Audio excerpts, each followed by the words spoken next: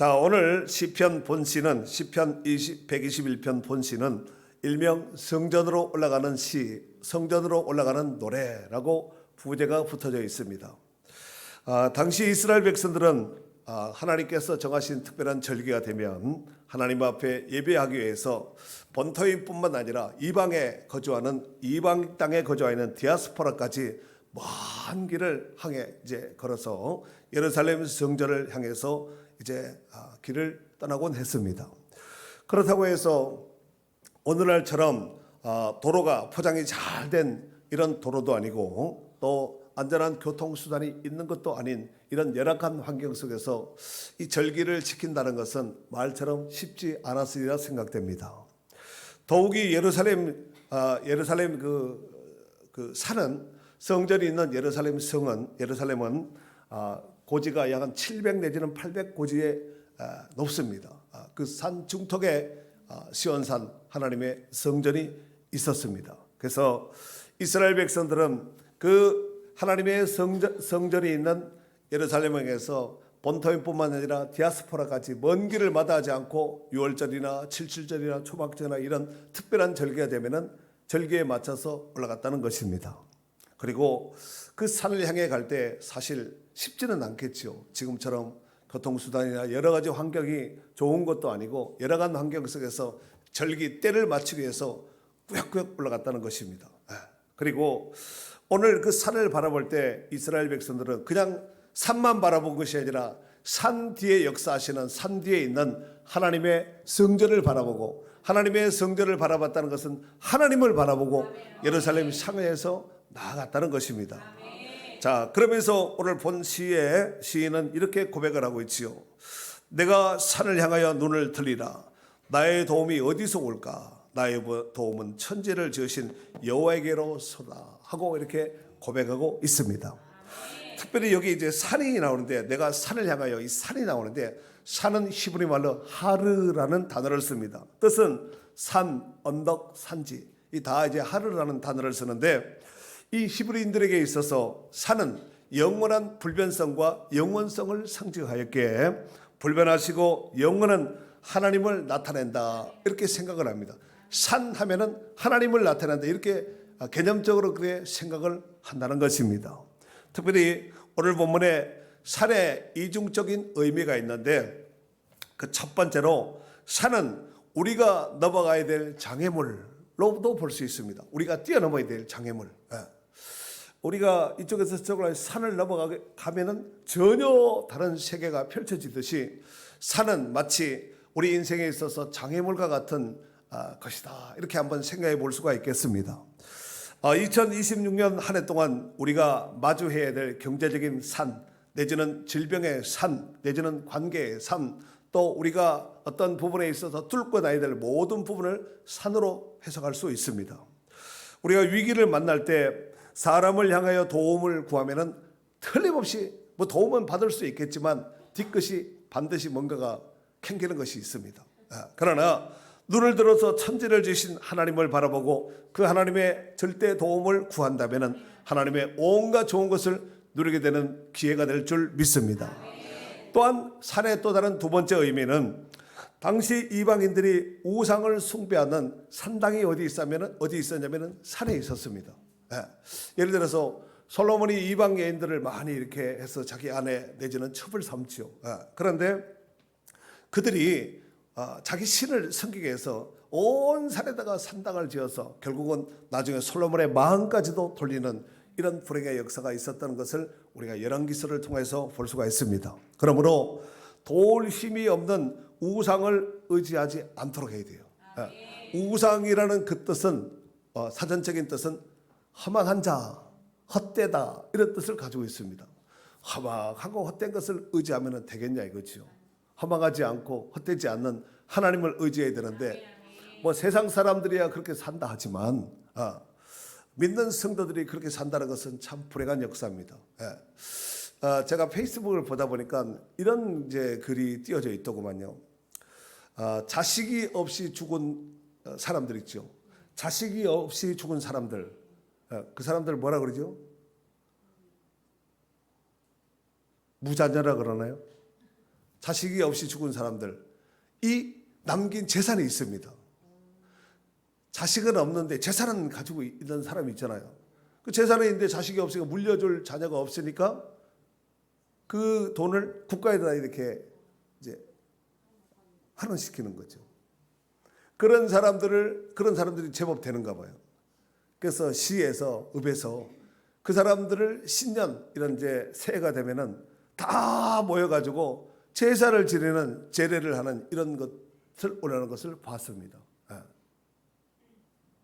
어떻게 본다면은 자식을 남기지 못한 상태에서 그렇게 죽음을 앞둔 사람에게 있어서는 좀 위로가 될 수 있습니다. 그러나 그렇게 한다고 위로가 되는 것은 아니겠죠. 살아있을 때나 위로가 될지 모르겠지만 죽은 다음에 그 사람의 무슨 위로가 되겠냐 이거죠. 그렇지 않겠습니까? 그러니까 허망한 우상에게 절하고 또 귀신 앞에 절하고 내지는 무당을 찾고 철학관을 찾고 이렇게 찾는 사람들은 그 마음이 허망한 것이 허무하기 때문에 찾아가는 거거든요. 그런데 세상 사람들은 그렇게 한다 할지라도 믿는 성도들이 그렇게 하면 되겠냐 이거지요. 내 안에 정말 우리 주님이 계신다면은 그렇게 하나도 할 수도 없잖아요. 그런 사람들이 있다는 거예요. 그런 사람들은 한번 구원관을 한번 점검해 봐야 되지 않을까 싶습니다. 네. 자, 오늘 시인은 이렇게 고백하고 있지요. 저 산을 바라본다고 내 문제가 해결되겠냐? 또 저 산을 만드신 분은 누구일까? 바로 천지를 지신 여호와를 바라봐야 산다. 이런 마음 자세가 아닐까 제가 한번 말씀을 준비하면서 생각을 해보았습니다. 여러분, 산이 무슨 능력이 있겠습니까? 산은 산자체로 우리 동네 온 동네 다 산이에요. 산 아니에요. 예. 그러면은 우리 안에 이 산에 겹겹이 쌓여져 사는 우리는 능력이 있어야 되지 않겠어요? 문제가 없어야 되잖아요. 산이 해결자가 아니라 산을 만드신 하나님이 문제 해결자인 줄 믿습니다. 시편 146편 3절에서 5절 한번 읽어주세요. 귀인들을 의지하지 말며 도울 힘이 없는 인생도 의지하지 말지니 그의 호흡이 끊어지면 흙으로 돌아가서 그날에 그의 생각이 소멸하리로다. 야곱의 하나님을 자기의 도움으로 삼으며 여호와 자기 하나님에게 자기의 소망을 두는 자는 복이 있도다. 아멘. 귀인들도 의지하지 말고 도울 수 없는 인생도 의지하지 말고 왜 귀인과 인생을 도울 수 없는 인생들을 의지하지 말아야 될 것인가? 그 호흡이 끊어지면 다 끝이에요. 아무리 권세 있고 뭐 빽 있고 돈이 있어도 호흡이 딱 끊어지면은 그날부로 그는 더 이상 영향력을 끼칠 수가 없습니다.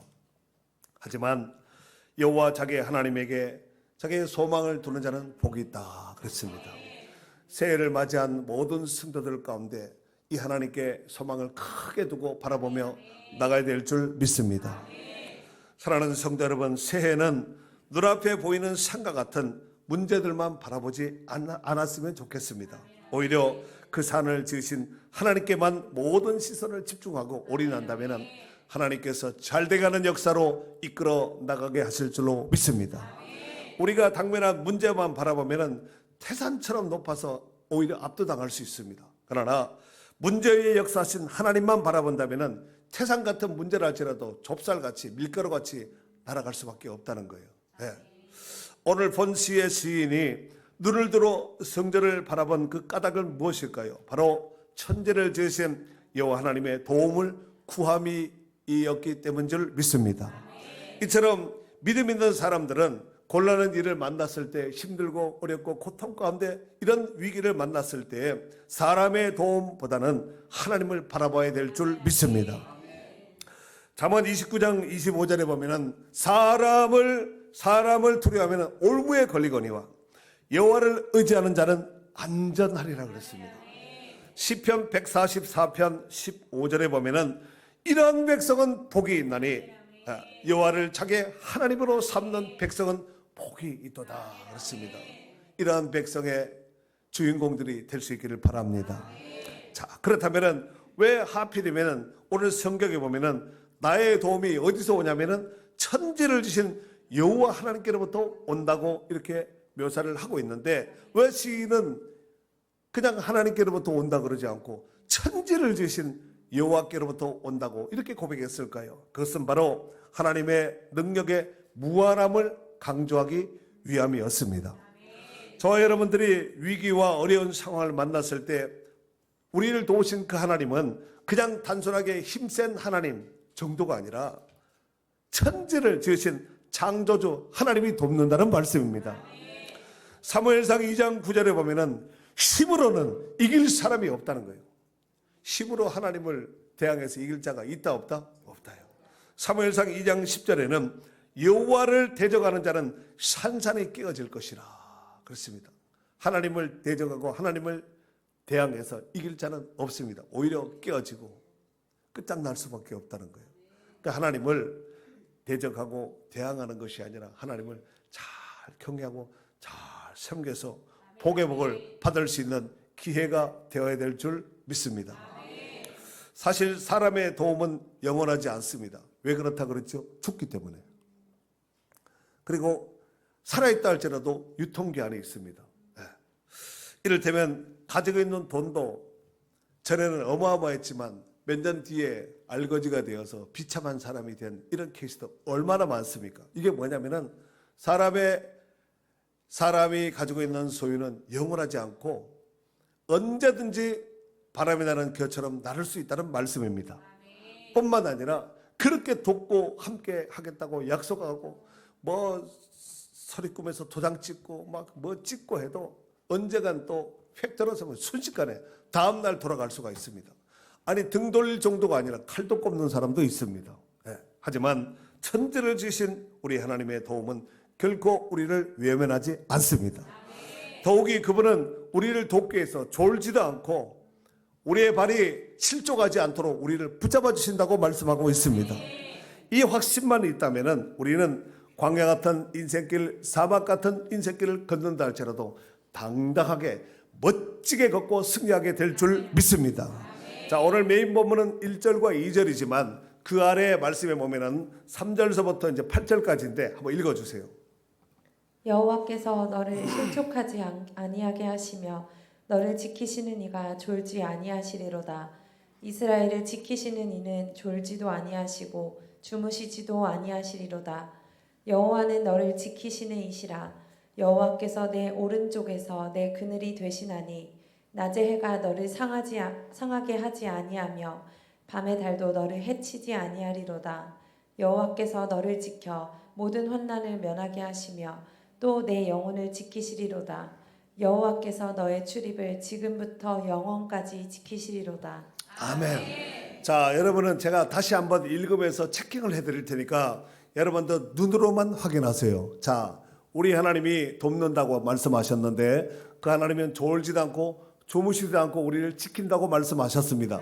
자, 지킨다는 말에 여기다 이 단어에다가 한번 이렇게 키를 맞춰서 제가 읽을 테니까 한번 여러분 눈으로 확인만 하시면 되겠습니다. 자, 3절에 보면은 너를 지키시는 이가 나옵니다. 확인하셨습니까? 4절 이스라엘을 지키시는 이 확인하셨습니까? 5절 여호와는 너를 지키시는 이시라. 7절 말씀에 보면은 여호와께서 너를 지켜 했고 마지막 절 여호와께서 너의 출입을 지금부터 영원까지 어떻게 한다고요? 지킨다 그랬습니다. 지금부터 영원까지라는 것은 여러분 영원이라는 것은 사람의 영혼과 하나님의 영혼은 다릅니다. 사람은 영혼이라면 얼마 되겠어요? 100년이면 살아있는 동안에 영혼이 될 수 있겠죠. 그러나 하나님의 지키심은 정말 영원입니다. 아멘.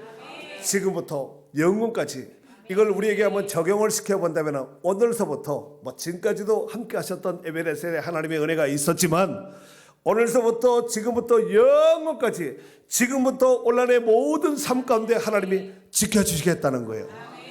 누가 그랬어요? 하나님이 지킨다는 거예요. 아멘. 사랑하는 성도 여러분, 그렇다면 이 말씀을 붙잡은 우리는 2026년도를 새해를 어떻게 살아야 할까요? 첫 번째, 매일 아침 눈 뜨면서 여러분 이게 습관을 들이셔야 됩니다. 하나님께서 하나님 앞에 하나님을 향해서 눈을 들어야 됩니다. 눈 뜨자마자 좀 들은 연습을 할 필요가 있습니다.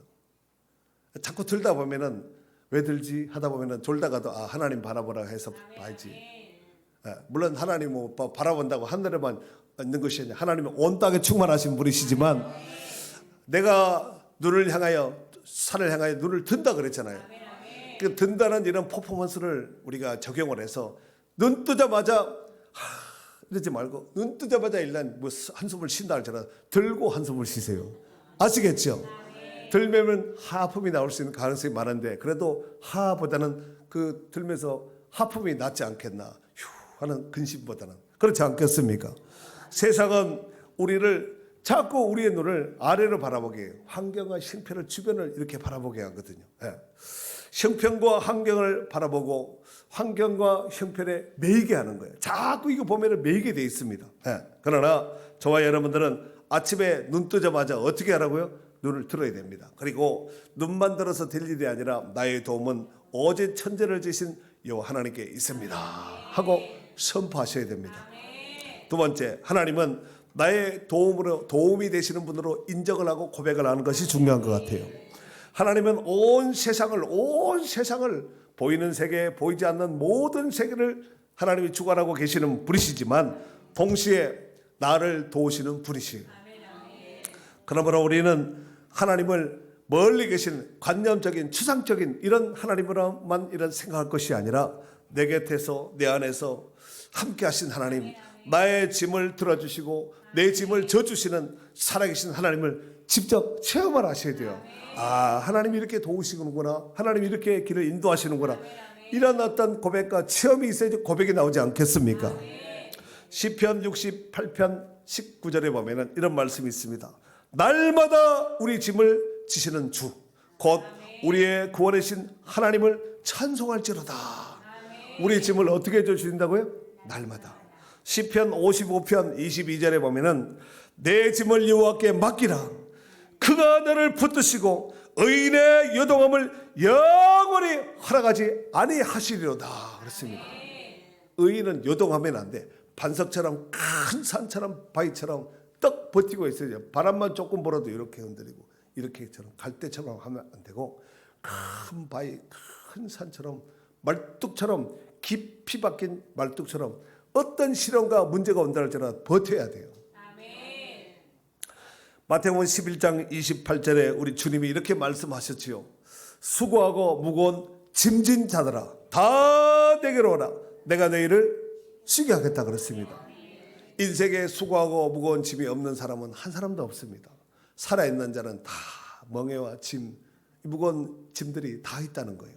그런데 그 짐을 혼자 가지고 갈팡질팡 엎어지고 자빠지고 할 것이 아니라 그 짐을 가지고 맡기라는 거예요. 여러분 은행에 돈 맡길 때 걱정하면서 맡겨요? 아니면은 안심하면서 맡겨요? 은행에 예를 들어서 여러분이 현찰 1억을 지금 가지고 있다 그래요. 현찰 1억을 오늘은 이제 은행에 근무 안 하잖아요. 그게 만약에 집에 있다면은 예배 시간 때도 도둑님이 들어오면 안 되는데 1억 현찰 얘기하는 거예요. 거기 놔둔데 이불 속에 내지는 금고에 벽에 밑에 침대 속에 벽장 속에 쌀독에 놔놨는데 이거 누가 가져가면 안 되는데 빨리 가서 예배 끝나고서 확인해야 되겠네. 마음이 온갖 그냥 뽕밭에 가 있는 거예요. 그리고 이제 내일 월요일 날이 됐어요.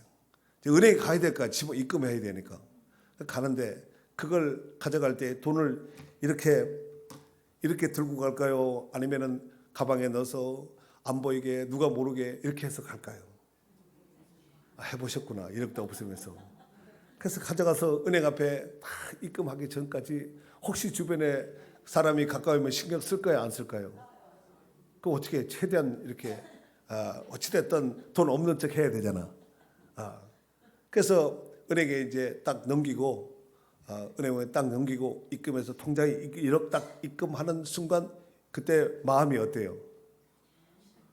어떻게 다 해본 사람처럼 이렇게 돈을 맡기면서 이 은행에서 떼먹으면 어떻게 하지?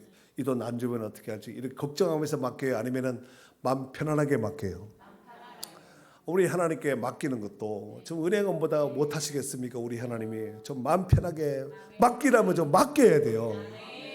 맡기라면 좀 제발 부탁합니다. 맡겨주세요.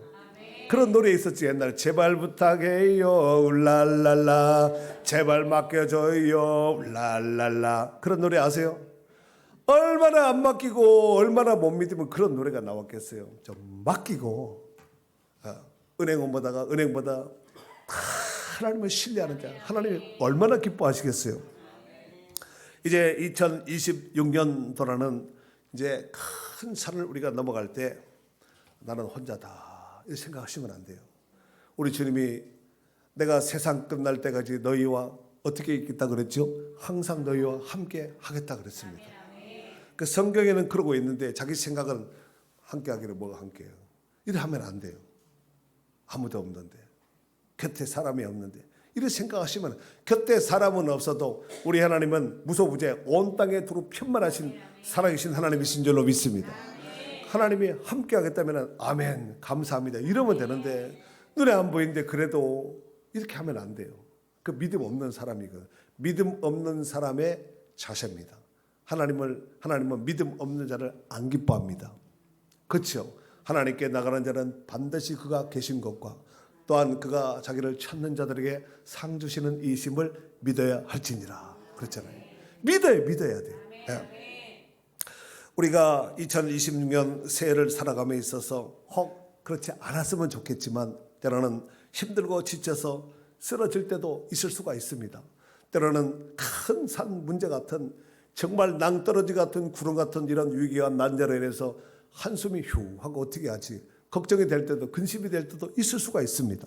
그러나 천지를 지으신 그 하나님께서 나를 붙들고 나와 함께 한다는 사실을 손톱만큼도 눈곱만큼도 의심을 하면 안 돼요.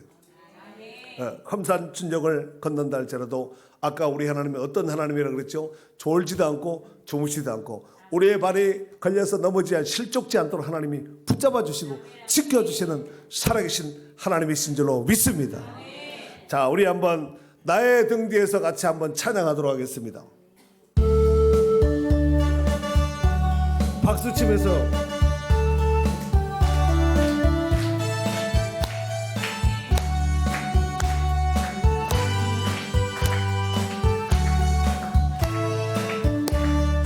둘셋 나의 등 뒤에서 나를 도우시는 주, 나의 인생 길에서 지치고 고나여 매일처럼 주저앉고 싶을 때 나를 밀어. 자기 이름 한번 불러봅시다.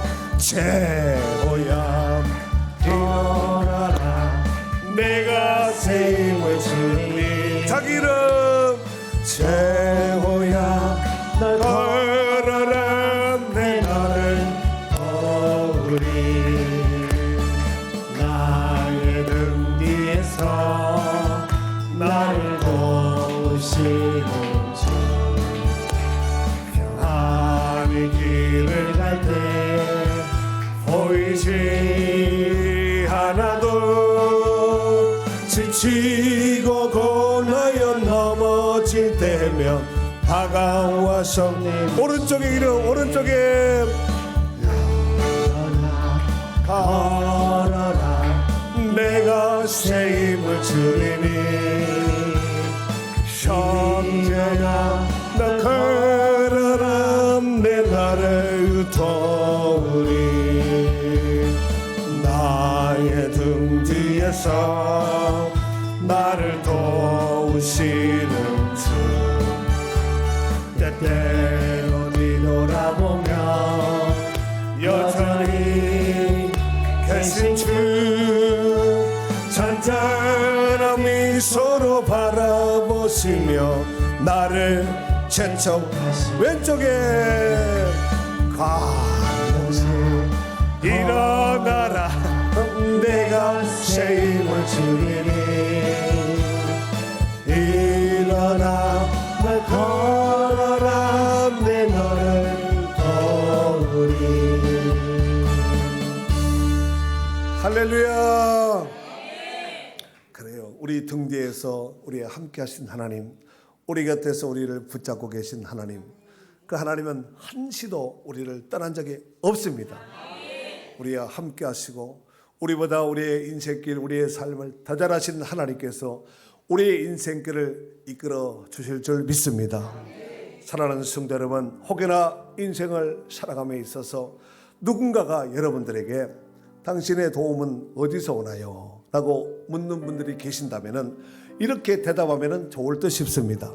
나의 도움은 오직 천지를 지으신 요 하나님께로부터 옵니다 라고 말입니다. 부디 2026년 새해에도 우리 하나님의 도우심, 천지를 지신 우리 하나님의 도우심으로부터 우리에게 힘이 온다는 것을 명심하시고 그분의 인도하심을 따라 더 풍성함을 누리며 승리하는 축복된 새해가 될 수 있기를 주의 이름으로 축원합니다.